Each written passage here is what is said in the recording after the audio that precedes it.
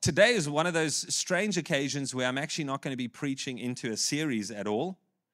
Today, I feel, just to preach into something a little bit different and just to allow a little bit of time, I think, for ministry as well in what we're going to be speaking into or what I'm going to be speaking into. And I don't know if you know this, it's the middle point of the year this week. Do you know that? This is it. This is the exact middle. I think it's on Tuesday, if I'm not mistaken, is the midpoint for the year, which is hectic. 2025, we're gonna be on the back half, on the downhill slope of that. By next Sunday, we're gonna be on the downhill of that, which is incredible. A lot has happened.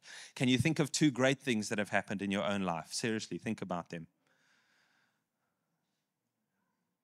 Is it hard? Shouldn't be that hard. Two things in 1 year. There's got to be some good things that you're thinking about. There are some great things that have happened. I'm thinking even in the life of the church, it's been another 6 months. We got to take Shirley on as our kids' church pastor, and we've seen incredible growth in the structures and the development of kids on that side of the building over there. Wonderful things that are happening there. In church, things are going well. Are you finding that you helped being in church? I really hope so. I hope that worship is a space where you can really just have a God encounter, where you can have a moment between you and God, where you can just worship Him with almost like there's no one else in the room. It's good for us to worship corporately, but sometimes it's good for us to just worship as if it's us and God as well. And the worship times have been so meaningful. The ways that I think people have opened up in terms of even simple things like the prayer requests and the praise reports. There's something it's quite beautiful that people would be so vulnerable with such deep things. And I think it says something. It says something to them, just reaching out to God and the trusting in Him to answer their prayers, trusting in us as their family. These are great things that are happening. I'm hoping that some of the sermons are proving to be helpful as well. There've been very kind people who have said that they have been helpful, and that's always good to know sometimes that you know that you're scratching where it itches. I think that's important. You just don't want to scratch anywhere. You want to scratch where it itches. And so we hope that is happening even in the preaching. But good things in our personal lives, things are developing and growing, stabilizing. We're enjoying, I was going to say Graafrenet. Holiday club brain, pregnancy brain, none of the above. Okay. We're just loving where we're at. We're loving where God has placed us. We're loving the church. We're loving the schools. We're loving the environment. We're loving the people. And so we are truly, truly blessed. And there is stuff that is so positive in all of our lives. Sometimes you need to really think about it, though. Hey, it's not like it just comes to you. We can easily, if I said to you, think of two of the worst things that have happened this year, no one's going to struggle. Everyone's only two. But when it comes to good things, you got to really like search for them. There is good stuff that's happening this year. But we have to be realistic, and there is a lot of pressure as well. There's a lot of times of pressure. There is difficulty. There is struggle that happens throughout the year, and actually in every stage of our lives, every age, every stage, there's pressure. If it's not school, and school is a lot of pressure. I don't know if you can remember it. Those are the fondest years that I'm happy to leave behind. School, cool, that can just stay there, okay? School has a lot of pressure in terms of friendships and exams and all sorts of stuff. And always, hey, the unfair teachers and the difficult principal and the times and all these things, which as an older person, you go, I long for problems like that, you know. If that's the biggest thing you're worrying about, then your life's easy. But when you're in school, it feels like a massive amount of pressure. And then, of course, when you sort of heading towards the end of school, the pressure is all about what you're going to study, and then it's where you're going to work, and then are you going to find a spouse, and then are you going to have a child, and can you have a child, and then it's, you know, and then it's buying stuff. Hey, then you properly start adulting, and then it's like, well, now I've got to buy a car, and a car comes with a whole bunch of stuff, and I've got to think about a house and a place to live, and a promotion and a way up in my career, and what am I going to do in ministry, and there's just always pressure on us. Each of those things put a different strain and pressure on us, and add to that the financial pressure that most of us face. Okay, there's a couple of people who are like, financial pressure? No. But everyone else is putting in prayer requests every week because there's just financial pressure. It's just the way that it is. Our salaries are not increasing at the same rate that everything else is increasing around and about us. And so it's tough. There's economic strain that we take as well. And a lot of our prayer requests are people looking for jobs, looking for work, can't find. And so that's a very common pressure that people are facing. On top of that, maybe even this year, there's been health pressure. There's just been, and for some of us, and this is the weird thing about health, you can be great until the day you're not, and everyone's fine today, but no one knows what tomorrow brings. And I'm not a doomsday prophet. I'm just saying that's the thing about health. You just don't know, do you?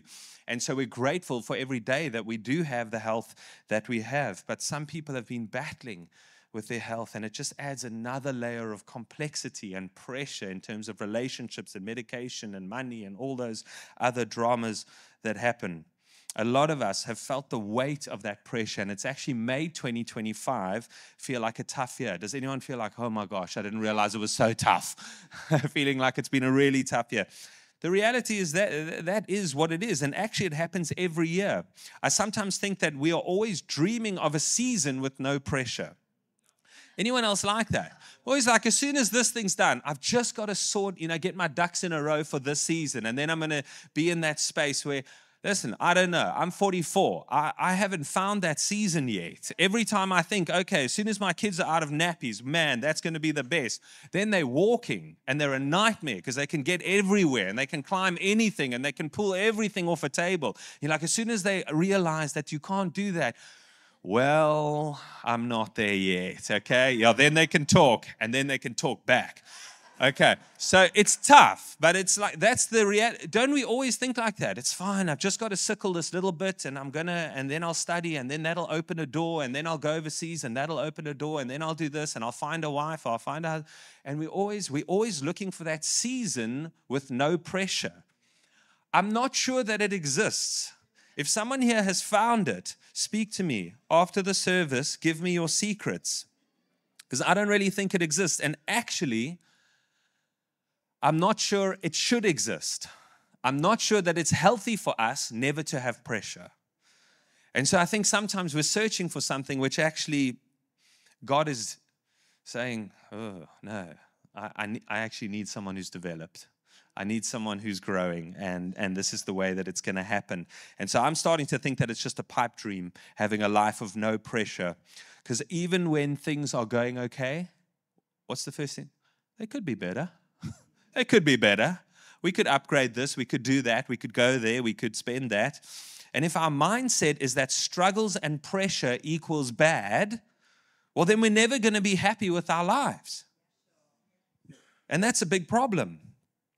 Maybe God uses times of pressure to shape us. Maybe God uses times of pressure to bring the best out of us. What if the pathway to our contentment is seeing our struggles through God's eyes and allowing ourselves to go through them in light of what He's trying to teach us? What if that's the pathway to contentment? Not, if I could eliminate all the obstacles, I'll be content. But to see the obstacles and the challenges and the struggles and the pressures as something that God can use to bring the best out of us. I think it's a different way of looking. And that's why I've called this morning's message the Olive Press. The Olive Press, and many of you have maybe seen those old school, those ancient olive presses. They're fascinating. There's two ways that you normally see them. If you're going to go YouTube an olive press from the old days, you're going to see two different kinds. One kind is got like bags. They take bags of olives and they take, basically a stick and a rock on the top, and they press the olives out. There's another way where they crush the olives under a massive wheel. They basically take either a human being or a donkey or something, and they go around in a circle, and just this enormous wheel. They put olives in the groove, and they just get crushed. That's what an olive press, that's the image I want to have in your mind of an olive press, because I think sometimes that's the kind of way that we feel. That pressure is just like we are being absolutely crushed. We're being driven over by an enormous wheel. It's just tough. And I listened to for me, what was an outstanding message on this, and it really ministered to me in the space that I'm at and in the pressure that I face. And it's by a Christian leader. She's an author, and she preaches. I'm not sure if she's a pastor of a church or anything, but she's an outstanding Christian leader named Lisa Turkhurst. And she shared a message which just really helped me. And so I'm kind of taking bits and pieces of that and trying to help us in what I found helpful from thinking about the olive press and about going through pressure, times and seasons of pressure. And so I want to start off taking a look at the kind of pressure that Jesus faced. And some of us think, well, it's not really fair ever to compare us to Jesus because, let's be honest, he's God, we're not. We're not going to cope the same, we're not going to think the same, we're not going to do the same. But there's something mysterious and actually comforting about Jesus being fully God and fully human. Although he is fully God, he limited his power. By his own will, he limited his power. He limited what he almost, I don't want to say was capable of, but allowed himself to be capable of while he was walking the planet. So he was tested in every way that we are, every temptation that we are, went through the struggles that we went through. It wouldn't have been helpful if he hadn't limited himself, would it? Then we would just go, yeah, well, of course, God can get these things right. But he limited himself to us with our emotions and the way that we think and the things that we've got at our disposal, the temptations that we face. He limited himself like that. And so it's not fair to say, well, Jesus is God, and so he faced pressure, but it's different to us. No, when he faced pressure and temptation, it was like us. And he felt the pain. He felt the sting of betrayal. He felt the pain that we all feel. He felt all the temptation that we feel, but he did not sin. And so we want to take a look at his life and under pressure and see that he had some high pressure moments in his ministry, things that are recorded for us to see. I mean, think of the time he started his ministry. Before that, we don't have a whole lot about Jesus. We know his birth story. We know then he was left behind, or at least stayed behind at the temple when he was 12 or so. And then we know his ministry, which is basically at the age of 30. And he gets baptized by John the Baptist, goes into the wilderness, spends 40 days fasting. I don't know if you've ever fasted for 40 days. Anyone? I've never fasted for 40 days. I have no intention of fasting for 40 days unless the Lord himself tells me to do it. There's no chance. 40 days is an extreme amount of time. And again, you can go, oh, well, he's God. No. He was hungry. He thirsted. This is part of the mystery of him limiting himself, being fully God and fully man at the same time. But he goes and he fasts for 40 days. And he doesn't get tempted at the end of that by sort of one of the devil's henchmen, a little demon on the side. The devil himself takes it upon himself to go and to tempt Jesus. Now, some of you think the devil made me do it, okay? The devil doesn't get involved in our little lives, I can tell you that. Not directly, okay? He's got his own minions that do that. But when it's big leagues and we're playing with Jesus, then the devil himself gets involved, okay? And so the devil came and tempted Jesus at his hungriest, at his weakest, at his lowest. If you've ever fasted even for 3 days, you know how you are.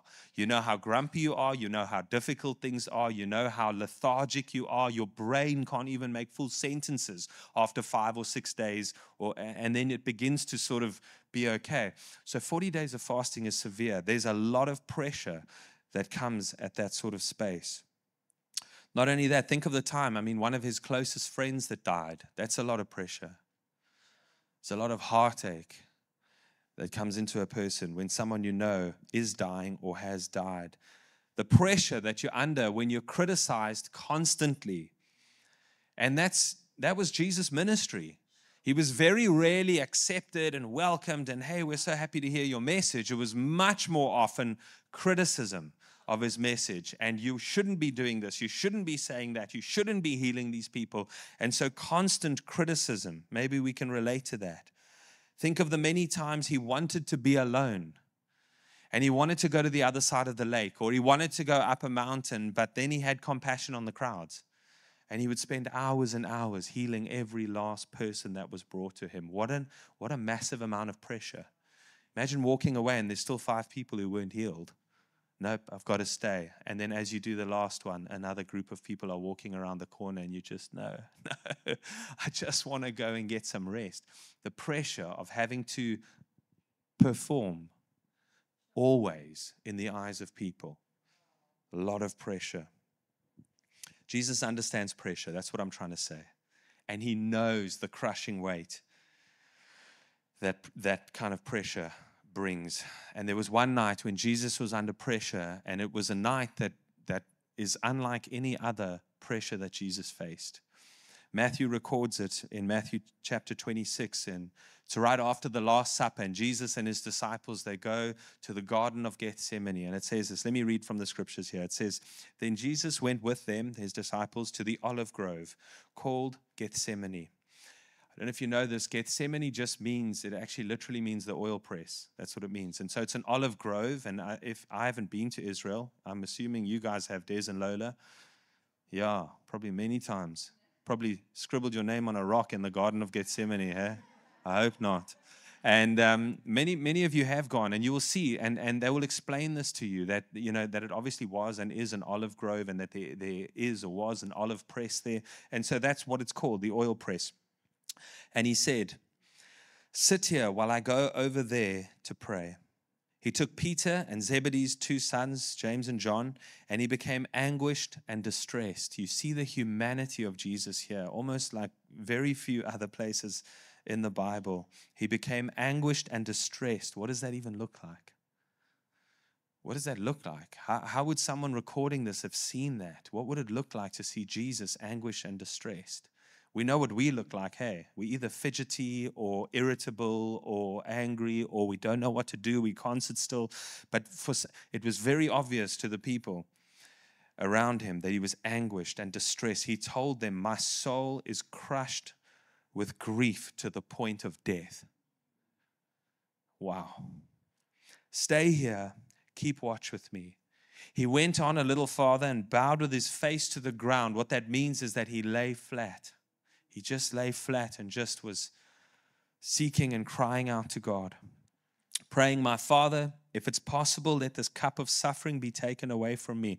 I don't think there could be more human words out of the mouth of Jesus than those.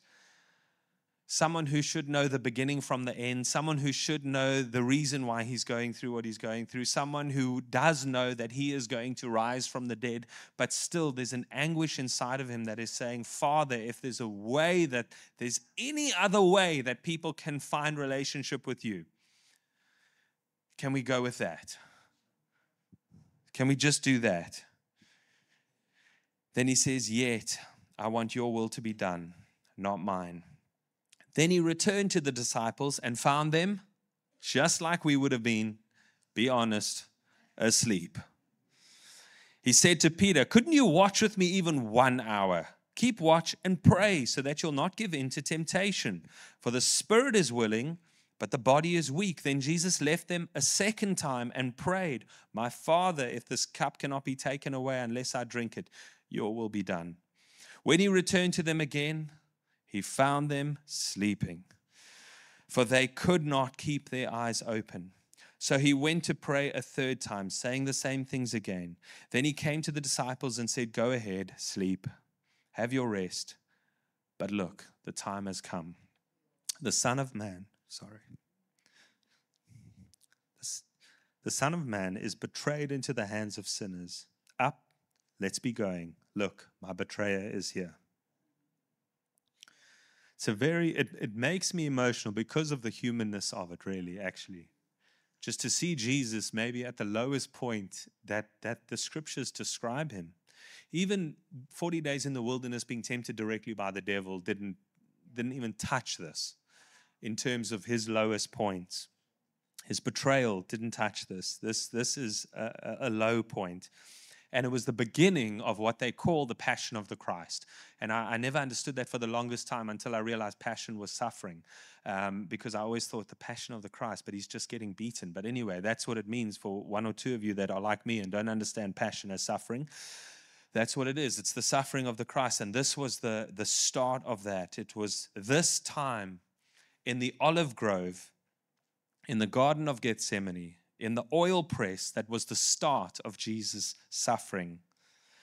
It was a pressure so intense, the Bible says he sweated drops of blood.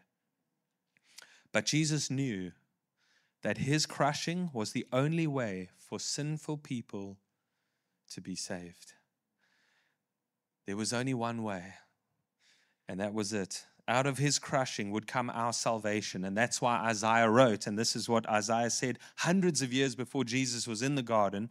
He said this, "But he was pierced for our transgressions. He was crushed for our iniquities. The punishment that brought us peace was on him. And by his wounds we are healed." And so prophetically, Isaiah writes these words about Jesus hundreds of years before they come to pass. And there's some incredible things about Jesus and this story of him being in the oil press, in the Garden of Gethsemane, being under the most pressure that he's been under, or certainly that is recorded in Scripture. There's some lessons we can take from this. And all of these can be related to us. All of these, we go through pressure. We will not go through pressure like Jesus went through. But that doesn't mean we don't go through pressure. And it doesn't mean that God can't use what we're going through. So I want to grab just quickly 3 lessons, and then I want to just allow God to minister to us a little bit. Number 1, the olive tree needs the right environment to produce fruit. It needs the right environment to produce fruit. Now, I don't eat olives. Does anyone here eat olives? Sis on all of you. Someone needs to, I guess. So olives, this is my understanding of them and the way that they grow. They thrive in a Mediterranean-like environment. Obviously, we know that, which means that they need, and this is the thing, they need a long, hot, harsh summer and a refreshing, cool winter. And those are the 2 things that allow the best possible olive fruit to grow. Not one or the other. Where Jesus was, in particular, where we're talking about in the Garden of Gethsemane, they needed those hot, harsh, ugly, harsh, those like hot winds, that no one really loves. And then they also need those cool, refreshing winter winds. They needed the east and the west winds to blow. The olives can't just have the harsh winds. It can't just be difficulty, struggle, pressure, harshness all the time. That's not going to produce great fruit. And they can't just have refreshing winds blowing on them all the time. Fruitfulness requires both. And so do we.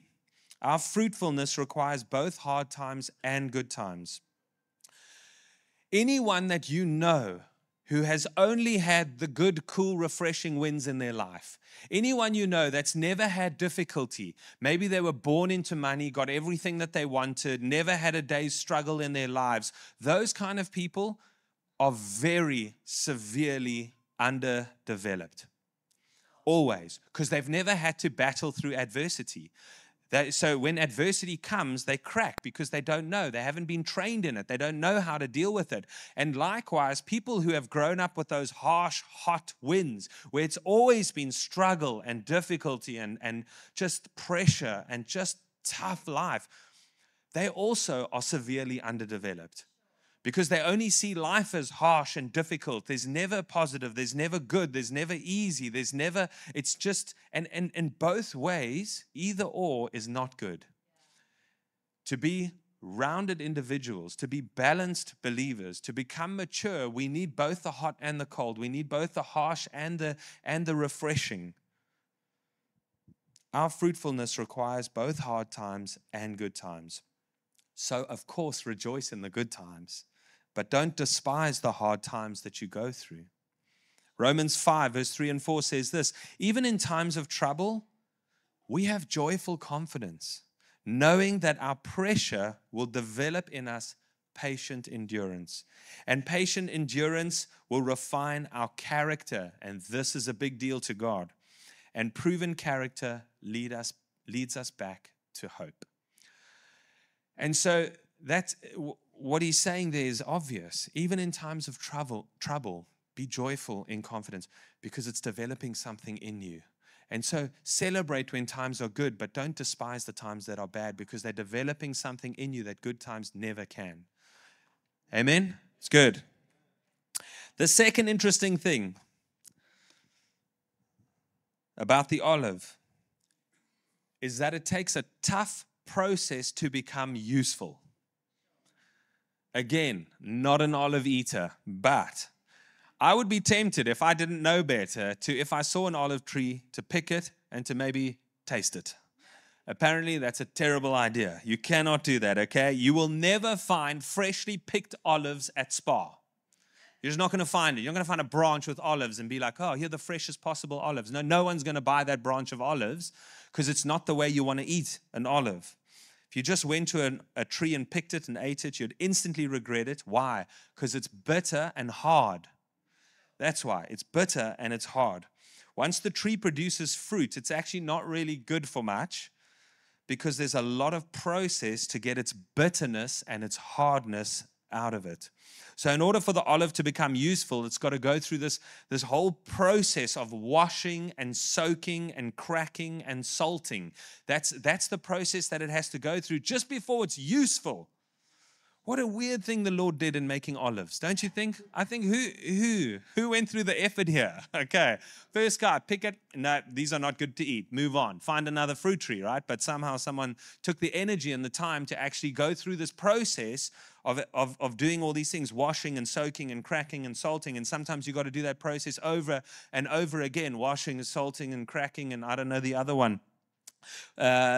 Salting, washing, soaking, okay. And it sometimes can take weeks or even months to get the olive to do what you needed to do, to be what you needed to be, really. And I think the great thing about that is the same is true of us, is that we're not a finished product. None of us are sitting here like a ripe, edible olive, okay? None of us. No, we're not sitting here like that right now.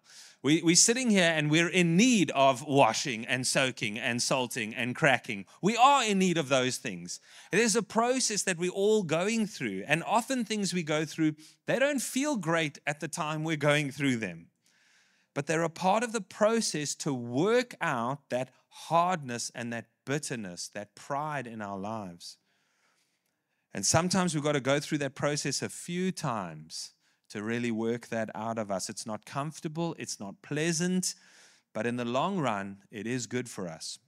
James 1, verse 2-4 says this, Dear brothers and sisters, when troubles of any kind come your way, consider it an opportunity for great joy. Why would you do that? Well, because you know that when your faith is tested, your endurance has a chance to grow. So let it grow. For when your endurance is fully developed, you'll be perfect and complete. He's not saying perfect like sinless. He's saying perfect in terms of whole and complete, needing nothing. But here is the problem. People want the product without the process. That's the problem.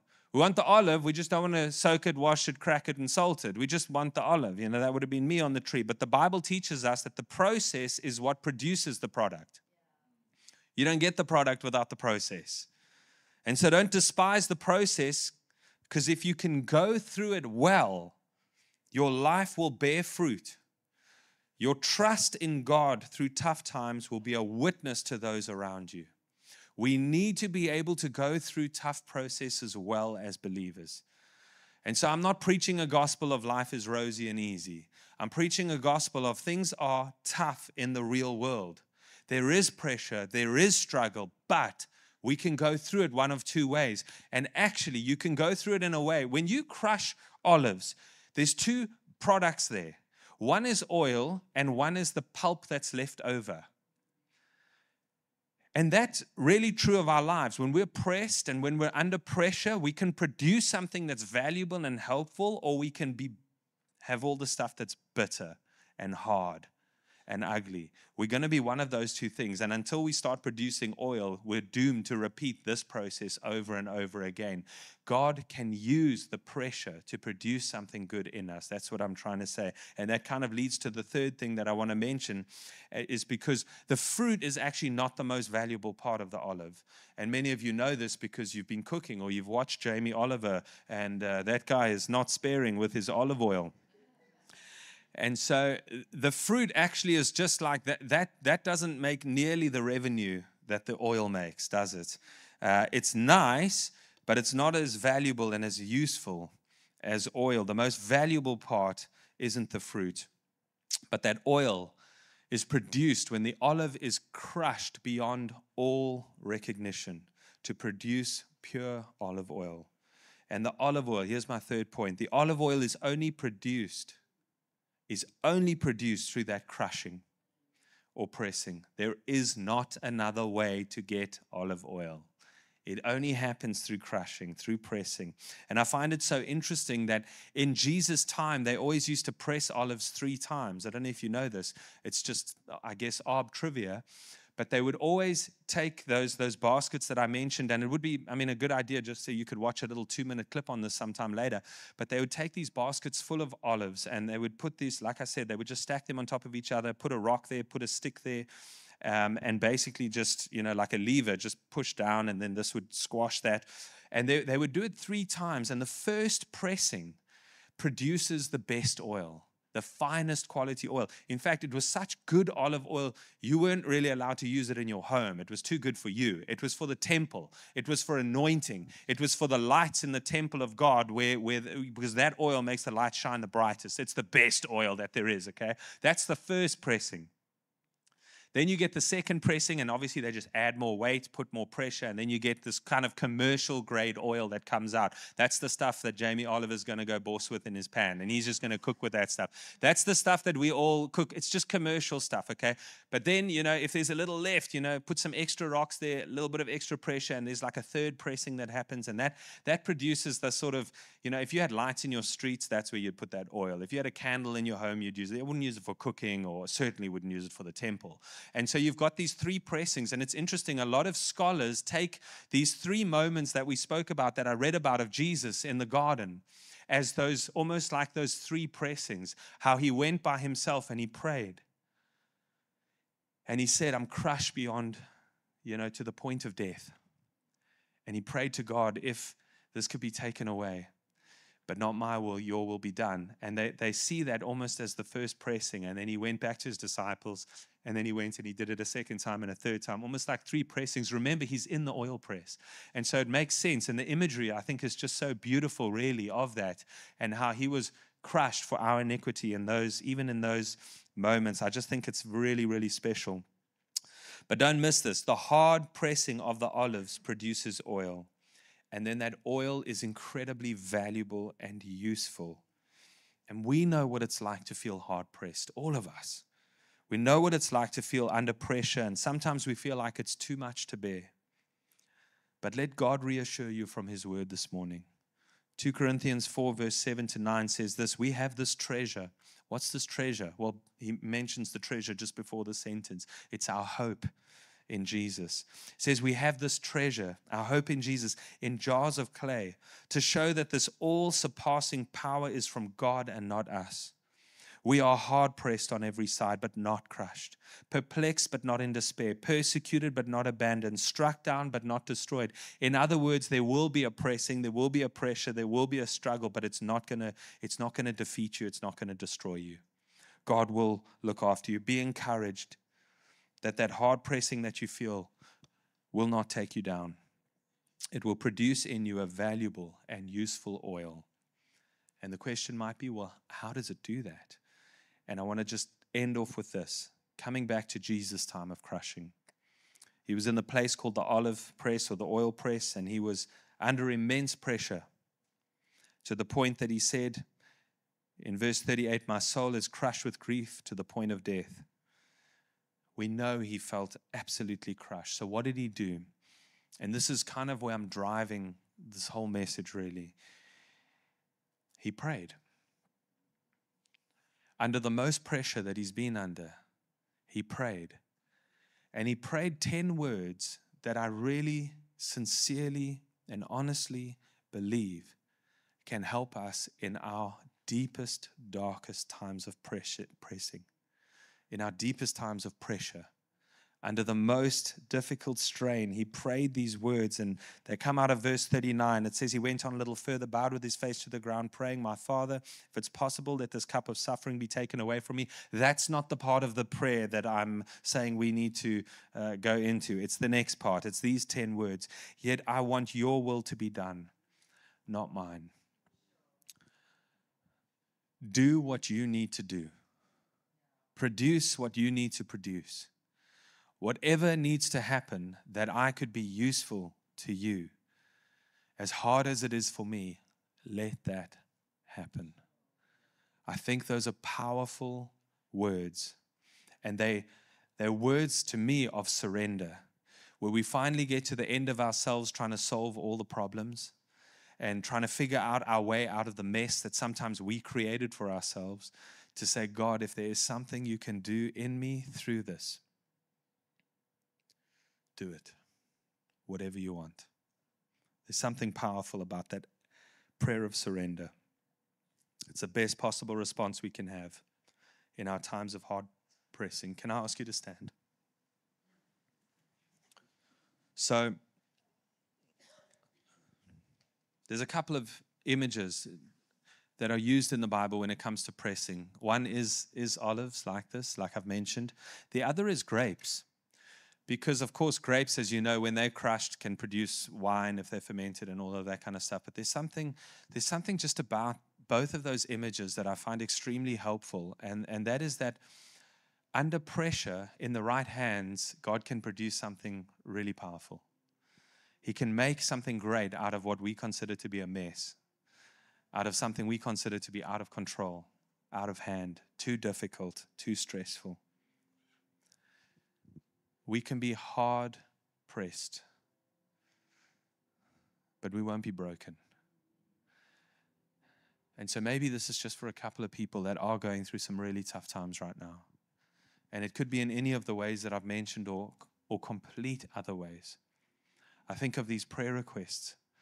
They flash through my mind, and someone who is so desperate that they're considering suicide. That is someone who is hard pressed and feeling the crush, feeling the pressure. God, would you help them? Those prayer requests, other ones coming in for work, for my sons that need Jesus, for this person who's going for an operation, for this person who needs help desperately. Those are just the 5 or 6 that we know about. I'm willing to bet every single one of us have got something, and in some area or space in our lives, there is pressure. And what I'm saying is the pressure isn't forever, but if it's understood correctly, it can produce something very, very useful, very, very valuable. And that's what I want. And you've got to see it through, and you've got to surrender it to God. And so I've chosen kind of an old song, I guess. Some of you will know it, some of you won't. But it's a song which really just speaks about surrendering, I guess, your pressure to God. And I want to encourage you. It's not super long. It's maybe 4 minutes. I want to encourage you just to pray, just to bring your pressure to God, just to maybe mirror the words of Jesus as he says, not my will, but your will be done. And maybe that's our response this morning.